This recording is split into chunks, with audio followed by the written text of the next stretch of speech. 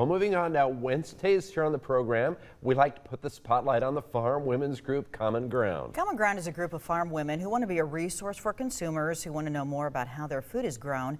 Joining us now is Common Ground volunteer Darcie Gallagher from the Plymouth area. Nice to have you here today, Darcie. Hi guys, happy Wednesday. Thank Happy you. Wednesday. How's everything down in your area? Good, good, dry. We could use some rain, but pretty good. Yeah, hopefully rain is on the way, as Carmela was telling us. Yep. We want to talk today about food preservation. A lot of people might be thinking it might be a lot of work, but have you been doing this for a while?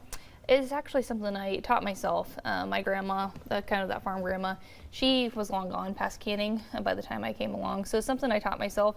And if I can teach myself, anybody can teach themselves. Yeah, I remember my mom doing a lot of canning, but I just haven't done it because I think you sometimes think, oh, this is going to take a lot of time. So maybe to talk about that. It does. So Sunday I did a big batch. I try to do big batches if I can. With the time, I kind of go with the easier methods first. So anything that I can freeze, make sure that I can prep, wash, and then freeze. And you usually just put them in Ziploc baggies. So zucchini's a big one that I'll do, and I can dice that up or shred it as well if I use it for zucchini breads and whatnot later in the year. But I will also do different types along with blanching. So I do sweet corn and green beans typically, and then those just get frozen as well. And then I water bath.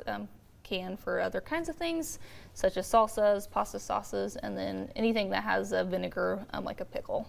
Yeah. What do you think is maybe the number one thing people need to know when they're canning, for example?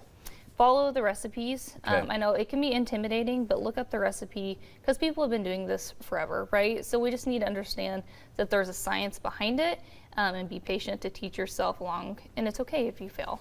Where do you go to get maybe how to do it? Is there do you go online? Typically online. Okay. I know there's a food data center that you can go through and really kind of get the science behind it because you don't want to get too far into some of those foodborne illnesses. Yes. And make sure that everything is prepped correctly.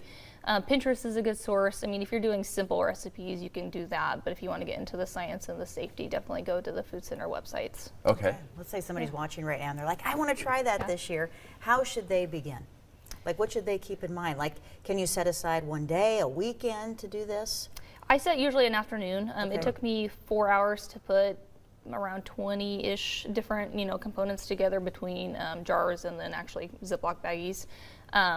Patience.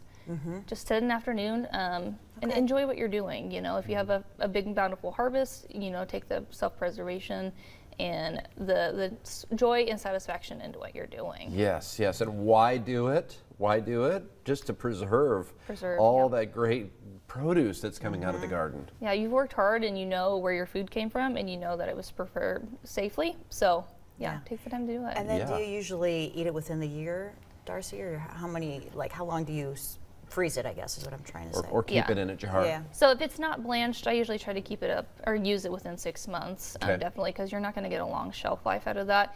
Anything that's got an acid, you'll definitely last longer. But I usually like to clean it out. 12 months usually is kind of the rule of thumb. You don't want to keep years and years worth of stuff. So just clean it out and then start fresh when the new year comes. Okay. Sounds good. All right, thanks. And you're sticking around. You have a recipe to share. Yep, we have a pico de gallo recipe. Okay, looks good. Perfect. All right, thank you.